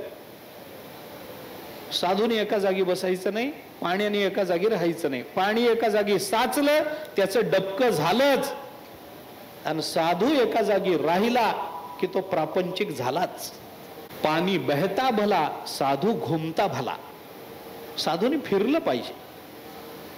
ज्ञानोबाराय सांगतात, तुम्ही बसून ईश्वरनिष्ठ आहेत ना तुम्ही, मांदियाळी एकत्रित करा, एकत्र या सगळे आणि काय करा, वर्षत सकळ मंगळी, तुम्ही जा सकळ मंगळाचा वर्षाव करत राहा. जमिनीमध्ये पीक यायचं असेल तर पाऊस पडावा लागतो की नाही? ते पाऊस पाडणारे जे मेघ आहेत, ती जमीन मेघाकडे जाते का मेघ इकडे येतात? मेघ येतात, जमीन जात नाही मेघाच्या खाली पाणी पाहिजे म्हणून. मेघ स्वतः उदार आहे, ते स्वतः येतात. ज्ञानोबारांनी मेघाची किती उदाहरणं दिली असतील. ते मेघ उदार परी ओसरे वगैरे त्याचे दोषही आहेत, नाही असं नाही, पण ते लौकिक अर्थानं तेवढ्या पुरतेच घ्या. त्याची निंदा करावी हा ज्ञानोबारांचा हेतू नाही. ईश्वरस्य ते ब्रह्मसूत्रामध्ये ईश्वराला पर्जन्य म्हणलंय. पर्जन्य म्हणलंय. ईश्वर पर्जन्य का? तो सर्वांना समान पाणी देतो. पर्जन्य आपली जमीन नापीक आहे, त्याला पाऊस काही करू शकत नाही. आमच्या मनात दोष आहेत, याला ते काही करू शकत नाहीत. म्हणून ज्ञानोबा म्हणतात यांच्या मनात दोष आहेत म्हणून तुम्ही त्यांना एकदा जाऊन भेटलात आणि काही नाही, दोषास्पद माणूस आहे, काही याच्यात बदल होत नाही, किती मंगलाचा वर्षाव केलं तरी चला पुढे, असं करू नका. एक काम करा, जर तो पापी असेल ना, अनवरत भेटतो, त्याला सारखं भेटत राहा. तुमच्या पुन्हा पुन्हा पुन्हा पुन्हा भेटण्याने त्याच्या पापाचं निवारण होईल आणि कधीतरी तुम्ही केलेल्या मंगलाच्या वर्षावानं त्याचं जीवन धन्य होईल.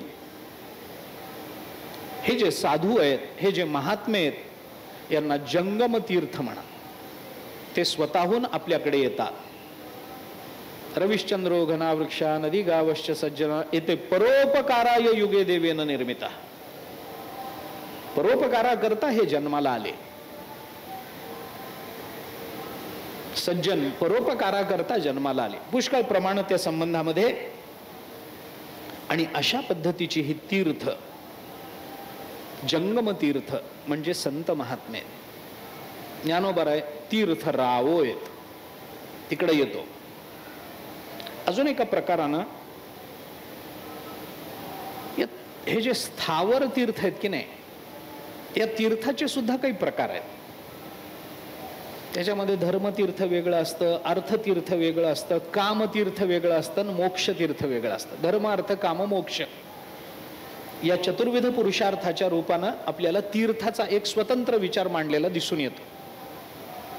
पण हे सगळे स्थावर किंवा ज्याला भौम तीर्थ म्हणतात की नाही, पुराणाच्या भाषेमध्ये त्याला भौम तीर्थ म्हणतात.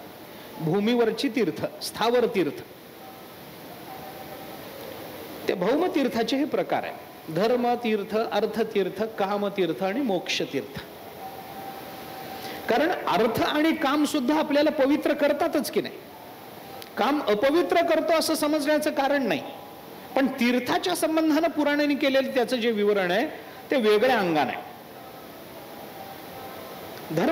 धर्मतीर्थ म्हणजे काय आहे? माणसाच्या अंतःकरणामध्ये ज्या भूमीत गेल्यानंतर धर्म पालनाची स्वाभाविक आवड निर्माण होते ते धर्मतीर्थ असतं. जिथं गेल्यानंतर अधर्मानं वागावं असं वाटत नाही ते धर्मतीर्थ.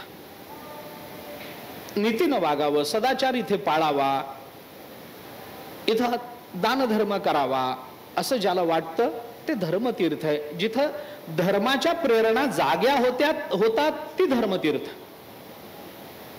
अर्थतीर्थाच्या बाबतीमध्ये थोडं वेगळं आहे. ते तीर्थ आहे, पण जिथं गेल्यानंतर प्रामाणिक व्यापार करावा वाटतो त्याला अर्थतीर्थ असं म्हटलंय. व्यापार करताना प्रामाणिकपणा असावा असं जिथं वाटतं ते अर्थतीर्थ असं आहे. अर्थ आणि कामाचा विचार करताना आपण नेहमी त्यांची निंदा करतो, ती केली पाहिजे. पण धर्माविरुद्ध भूतेषु कामोस्मी भरतर्षभ असा जर विचार केला भगवद्गीतेच्या परिभाषेमध्ये तर आपल्याला कामाला सुद्धा तीर्थ म्हणायला वाव आहे, आहेच आहे. भागवताने दुसऱ्या स्कंदामध्ये धर्म अर्थ काम मोक्षाची व्यवस्था लावून दिली की नाही? धर्माचं पालन कशा करता करायचंय? मोक्षा करता. अर्थप्राप्ती करता धर्माचं आचरण करायचं नाही, मोक्षा करता. धर्म पाळायचा मोक्षा करता, अर्था करता नाही. अर्थ कशा करता मिळवायचा? अर्थप्राप्तीतून आपल्याला चांगल्या पद्धतीनं धर्माचं आचरण करता यावं याच्या करता. आम्हाला काहीतरी कामना पूर्ण कराव्यात म्हणून अर्थ मिळवायचा नाही. धर्म पालन करायचं मोक्षा करता, अर्था करता नाही. अर्थाचा स्वीकार करायचा धर्म पालना करता, कामना पूर्ण करण्याकरता नाही. कामाचा स्वीकार करायचा केवळ जीवनाचा निर्वाह चालावा म्हणून इंद्रियांच्या तृप्ती करता नाही. आमच्या इंद्रियांचे लाचावलेली, विषयाला लाचावलेल्या इंद्रियांना तृप्त करण्याकरता कामाचं सेवन, याच्याकरता काम नाहीच आहे.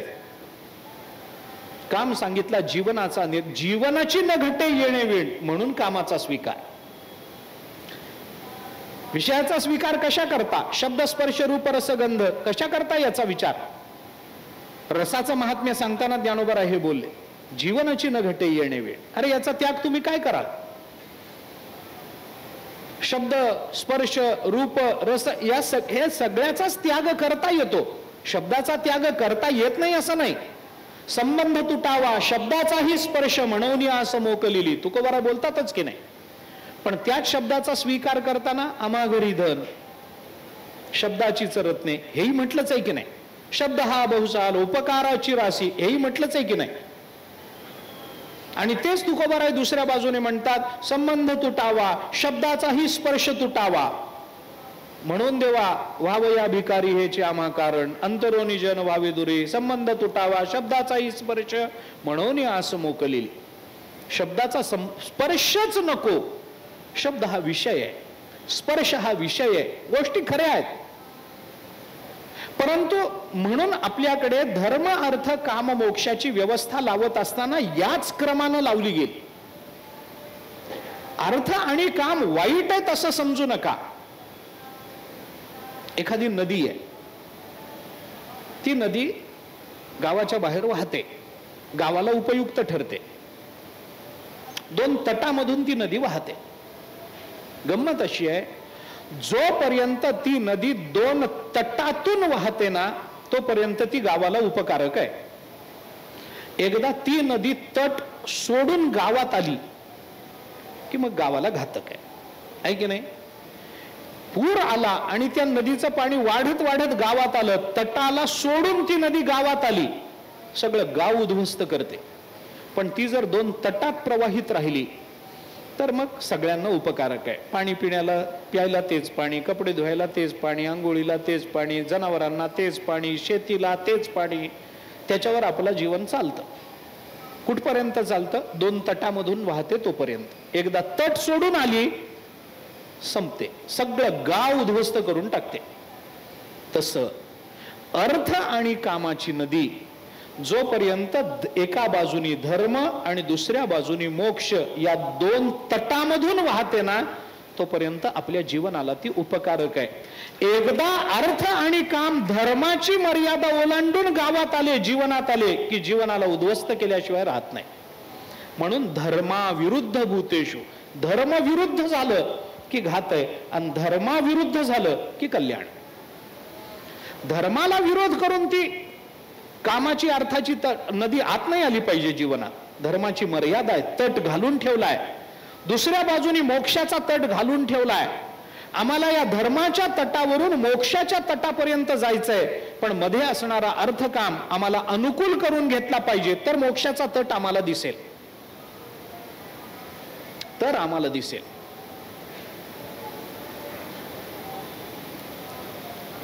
या अर्थानं धर्मतीर्थ, अर्थतीर्थ, कामतीर्थ आणि मोक्षतीर्थ, ज्या तीर्थामध्ये विविध कलांची उपासना चालते त्याला कामतीर्थ म्हटलंय पुराणाने. आणि ज्या भूमीमध्ये गेल्यानंतर, ज्या भूमीमध्ये ज्ञान आहे, अध्यात्म आहे, धर्म आहे, सदाचार आहे, ज्ञानाची चर्चा आहे, मीमांसा होते आहे, पूर्व पक्ष उत्तर पक्ष या रूपानं काहीतरी चिकित्सा वेदांत सिद्धांताची चालू आहे, अशी ज्या ठिकाणी खूप पीठ आहेत, अशा पद्धतीच्या खूप पाठशाळा आहेत, त्याला आपल्याला मोक्ष तीर्थ असं म्हणता येतं. आळंदी हे मोक्ष तीर्थ आहे का नाही? आहे. का? या भूमीमध्ये ज्ञानाची चर्चा आहे, या भूमीचा स्वीकार ज्ञानोबरायांनी केला, या भूमीमधून इंद्रायणी वाहते, या भूमीमध्ये ज्ञानाची चिकित्सा चालते, या भूमीमध्ये अशा विविध पद्धतीच्या पाठशाळा आहेत की जिथं ज्ञान शिकवलं जातं. या भूमीमध्ये वारकरी शिक्षण संस्था आहे जोग महाराजांची. तीर्थ झालंच नाव. का झालं? ज्ञानाची चिकित्सा चालते, अध्यात्म शिकवलं जातं. पूर्व पक्ष उत्तर पक्ष काही करत करत करत विचार मांडले जातात. जगताच्या कल्याणाकरता कारण ठरणारे प्रबोधनकार संस्थेमध्ये घडवले जातात. ज्या कारणानं याला तीर्थत्व आलं, हे मोक्ष तीर्थ म्हणायचं याला.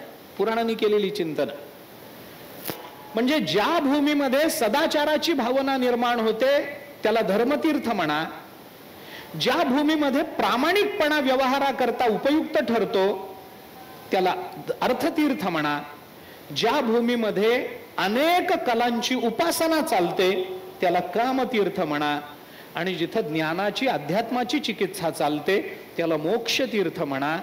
आणि हे सगळं जेव्हा एका क्षेत्रामध्ये येतं तेव्हा त्याला पुराणाने दिलेली, त्या क्षेत्राला दिलेली संज्ञा आहे महापुरी. त्याला पुराण महापुरी म्हणतं. हे चारही प्रकारचे तीर्थ ज्या एका क्षेत्रामध्ये एकवटलेले असतात त्याला महापुरी अशी संज्ञा. आता संगती लावायची तर लावता येईल. आळंदी तसंही महापुरी म्हणता येईल. अलंकापुरी आहे ना ही. अलम म्हणजे पुरे, भरपूर. अलम म्हणजे भरपूर, महा, अंपुरी. संगतीच लावायची तर लावता येते. अलम शब्दावरून आपल्याला आळंदी, अलंकापुरी. अलम शब्दाचा अर्थ आहे भरपूर. आळंदी, आळंदी म्हणजे काय? अलम ददाती. पुरे म्हणेपर्यंत जिथं मिळतं त्याला म्हणायचं आळंदी. पुरे म्हणेपर्यंत देणारा जिथं बसला त्याचं नाव आहे आळंदी.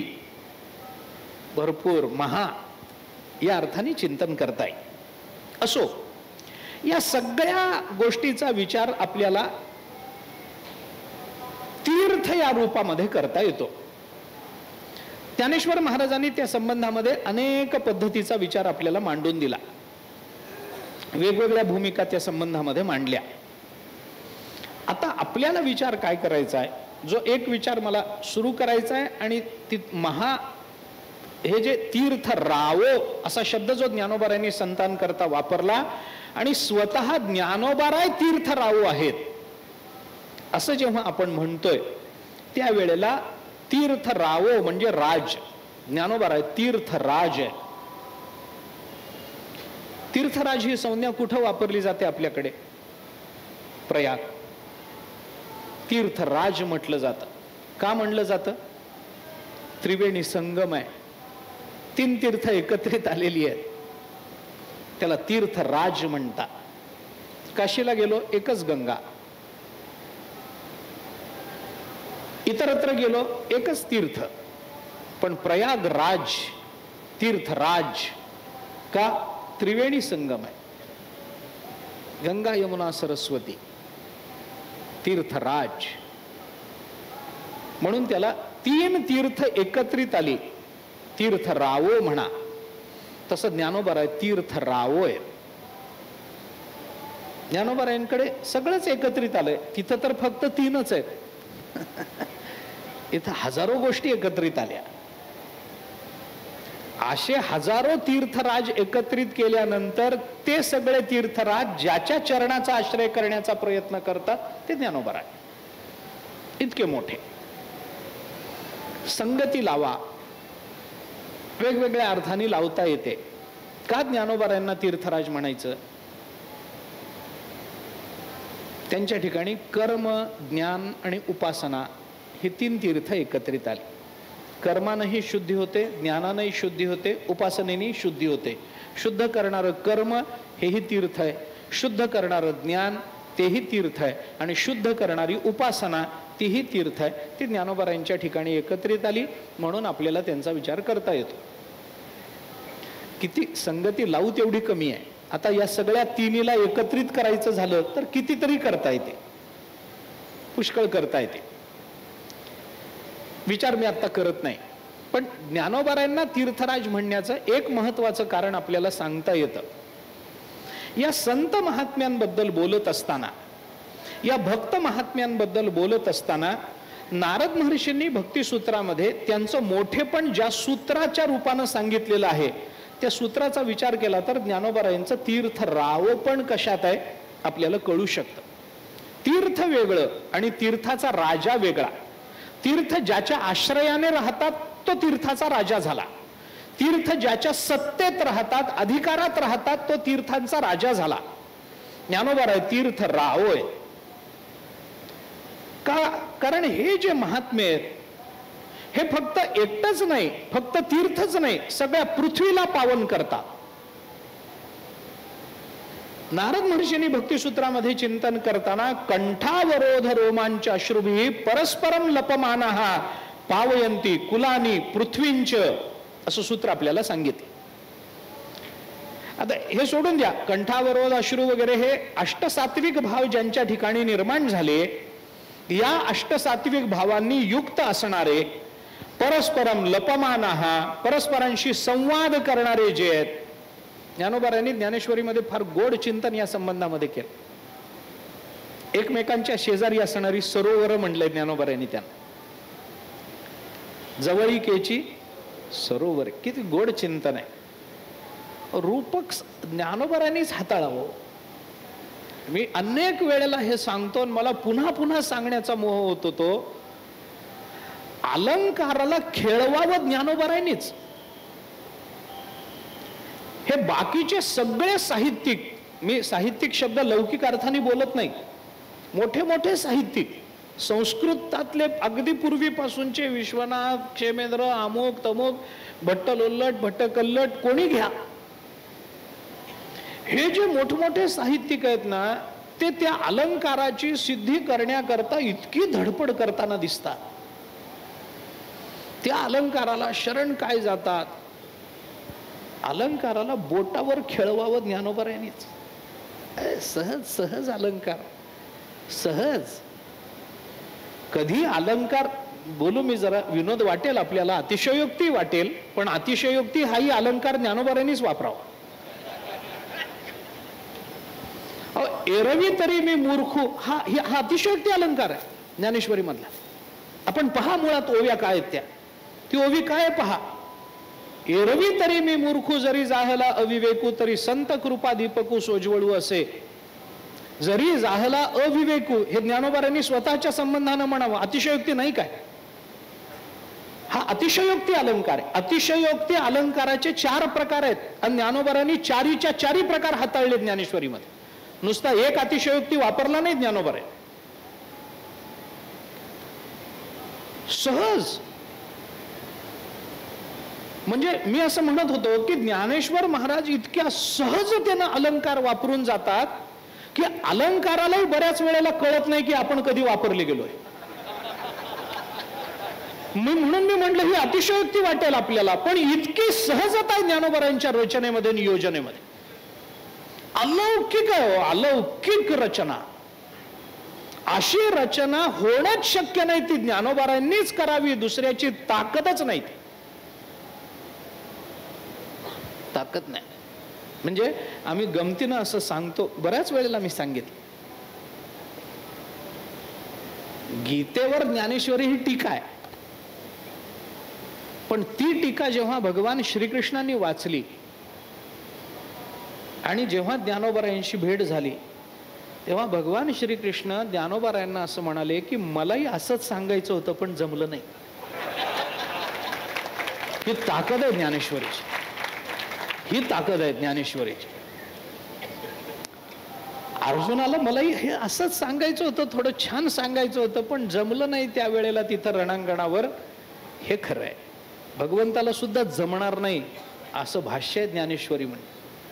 महाराज, आपल्या घरामध्ये ज्ञानेश्वरी असल्यावर काय श्रीमंती आहे याचा कधीतरी विचार करा ना. फक्त घरात ज्ञानेश्वरी आहे तर श्रीमंती आहे आपल्याकडे. काय ज्ञानोबारायांनी रचना केली. सगळं जग ओवाळून टाकून द्यावं या ज्ञानेश्वरीवर. इतकी सुंदर. कशा करता बोलत होतो. अष्टसात्विक भाव ज्यांच्या ठिकाणी प्रकट झाले असे जे महात्मे परस्परम लपमानः, एकमेकांशी संवाद करणारे. त्या संवादामध्ये काही वाद होईल का? करू आवडीने वाद, तुमच्या सुखाचा संवाद, असे संवाद करणारे जे महात्मे असतात ते काय करतात. पावयंती कुलानी पृथ्वींच, ते आपल्या कुळाला आणि पृथ्वीला पावन करत असतात. तुका म्हणे कोटी कुळे ती पुनीत, भावे गाता गीत विठोबाचे. कोट्यावधी कुळांना पुनीत करतात. पावयंती कुलानी, आणि कुणाला पुनीत करतात. पृथ्वींच, पृथ्वीला पुनीत करतात, पावन करतात. जेथे हरीचे दास जन्म घेती ती पृथ्वी. साधं समजू नका. काय या महात्म्यांचं, या भक्ताचं वर्णन आहे. नारद महर्षी पुढे सांगतात. तीर्थी कुर्वन्ति तीर्थानी, सुकर्मी कुर्वन्ति कर्माणी, सत्शास्त्री कुर्वन्ति शास्त्राणी. पुढचं सूत्र आपण बघा. बाकीचं पुढचं आता मला सोडून द्यायचंय. सुकर्मी कुर्वन्ति कर्माणी, सत्शास्त्री कुर्वन्ति शास्त्राणी मला बाजूला ठेवायचंय. पण नारद महर्षी सांगतात तीर्थी कुर्वन्ति तीर्थानी. हा विषय मला मांडायचा. अशा अष्टसात्विक भावानी युक्त झालेले जे महात्मे, त्यांच्या ठिकाणी अष्टसात्विक भाव निर्माण झाला म्हणून ते मोठे भक्त आहेत असं नाहीये. अष्टसात्विक भाव निर्माण होतील, काही झालं तरी ते सात्विक आहेत, त्याच्यामुळे गुणबद्ध आहेत. त्या भावांचा फार विचार करायचा नाहीये. पण ते महात्मे काय करतात. तीर्थांना सुतीर्थ बनवतात. तीर्थी कुर्वन्ति तीर्थानी, तीर्थांना सुतीर्थ बनवतात. तीर्थांना सुतीर्थ बनवतात. हे नारद महर्षींचं बोलणं ज्ञानोबारायांनी किती सोपं केलंय. आचार्योपासनमध्ये चला,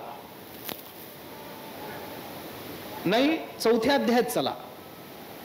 चौथ्या अध्यायामध्ये ज्ञानोबारायांनी तर स्पष्ट शब्द, जे तपोतेजाची राशी एकायतन ज्ञानासी, पुढं जे पवित्रता तीर्थासी तीर्थरूप.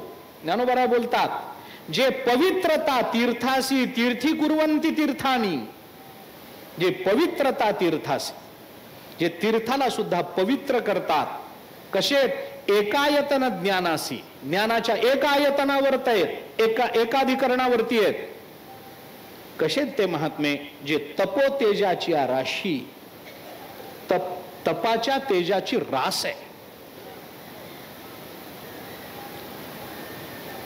तपो की तेजो राशी 15व्या अध्यायामध्ये ज्ञानोबा आहे.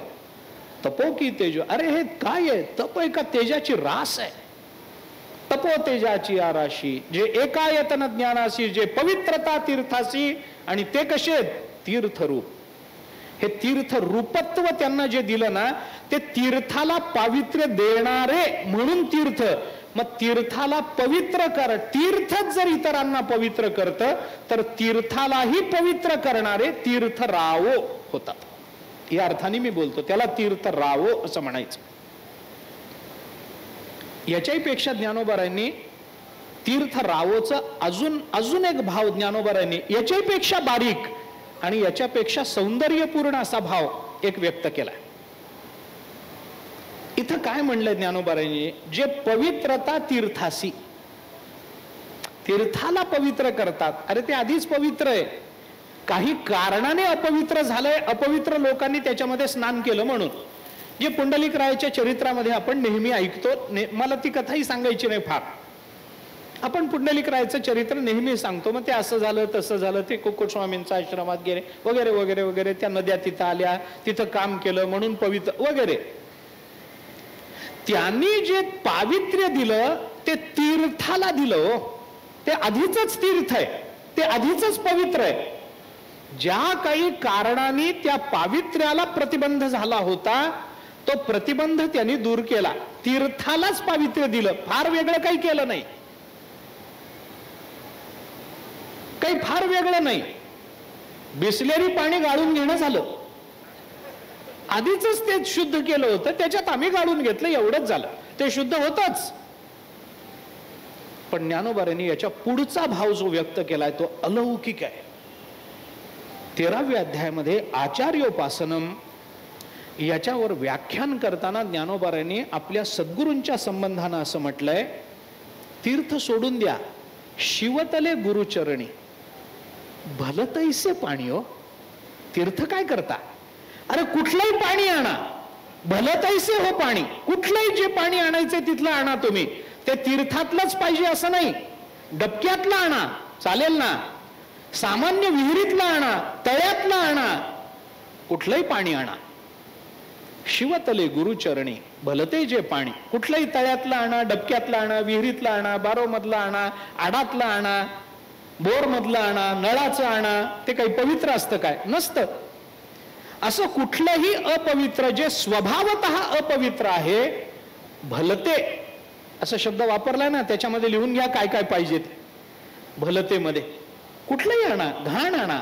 भलतेमध्ये काय? भलते या शब्दाचा अर्थ कसाही, कसाही. यारे यारे लहान थोर, या ती भलते नारी नर, कोणी का असे ना भलते, असे जे भलते जे पाणी, कुठलंही पाणी डबक्यातलं आणा ज्या टबक्यामध्ये गाढव उभं आहे. आता अजून काय, याच्या पुढचा प्राणी मला आत्ता आठवत नाही. ज्या डबक्यामध्ये म्हैस बसली, ज्या डबक्यामध्ये डुक्कर बसलं, ज्या डबक्यामध्ये गाढव उभं आहे, त्यातलं पाणी आणा ना. पण ते पाणी आणून शिवतले गुरुचरणी, त्या पाण्याचा स्पर्श ज्ञानोबारायांच्या चरणाला किंवा चरणाचा स्पर्श त्या पाण्याला करा. डबक्यातलं घाणेरडं पाणी आणून ज्ञानोबारायांच्या चरणाला ते पाणी लावा. ज्ञानोबाराय म्हणतात काय आहे त्याच्यामध्ये सामर्थ्य काय प्राप्त होतं? फक्त ज्ञानोबारायांच्या चरणाचा स्पर्श झाला तर या तीर्थे यात्रे आणि तीर्थे त्रैलोक्यची काय भाषा आहे, काय भाषा आहे.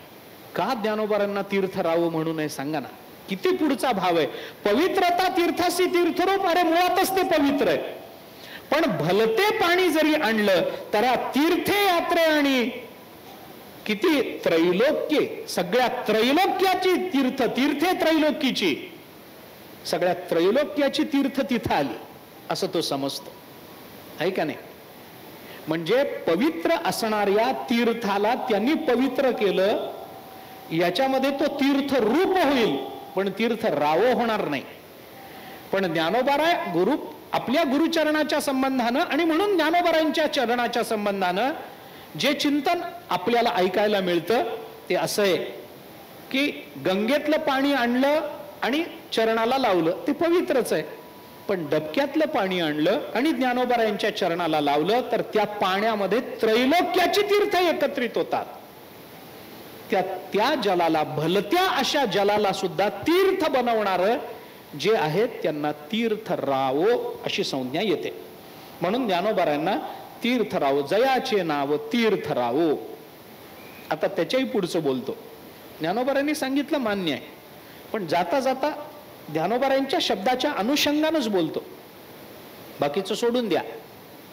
हे असलं पाणी आणलं, ज्ञानोबारायांच्या चरणाला लावायची संधी मिळाली नाही. फक्त त्या पाण्याकडे, घाणेरड्या त्या पाण्याकडे बघून ज्ञानेश्वर महाराज एवढं जरी म्हणलं तरी ते तीर्थ होतं. जयाचे नाव त्या अनुषंगानं चाललो मी. जयाचे नाव तीर्थराव, अरे त्यांचं नावच तीर्थराज आहे. त्या पाण्याकडे बघून नुसतं ज्ञानेश्वर महाराज की जय म्हणायचं आणि पाणी पिऊन टाकायचं, बास त्रैलोक्याच्या तीर्थाचं प्राशन केल्याचं पुण्य आपल्याला प्राप्त होईल. असे ज्ञानोबाराय जयाचे नाव तीर्थराव, दर्शने प्रशस्तीसी ठावो, जयाचे निसंगांतासी. आता तीर्थराज असं ज्ञानोबारायांना, तीर्थराव असं जे ज्ञानोबाराय शब्द योजना करतात, त्या शब्दाचा जो अर्थ ज्ञानेश्वर महाराज स्वतःच लावून देतात, त्या अर्थाचा तीर्थ रावो या शब्दाच्या अनुषंगानं मला विचार करायचा आहे. म्हणून मी कालही आपल्याला पहिल्या दिवशी बोलताना हे बोललोय की या तीनही ओव्या मला महत्वाच्या वाटतात. जयाचे निसंगे ब्रह्मभाव भ्रांतासी, जयाचे बोले धर्मुजिये, दिठी महासिद्धी ते विये, देखे स्वर्ग सुख जे खेळू जयाचा, विपाय जरी आठविला चित्ता, तरी दे आपुली योग्यता, हे असो तया ते प्रशंसिता लाभू अथी. ह्या तिन्ही ओव्या मला ज्ञानोबारायांना तीर्थ रावो हे म्हणण्याकरता कारण ठरणार आहे.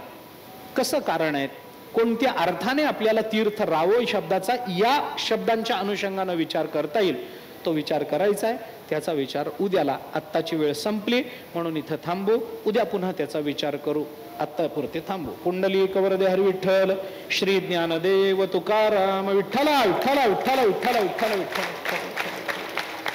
पुंडलिक वरदे हरी विठ्ठल, श्री ज्ञानदेव तुकाराम, माऊली ज्ञानेश्वर महाराज की जय. जगद्गुरु तुकाराम महाराज की जय.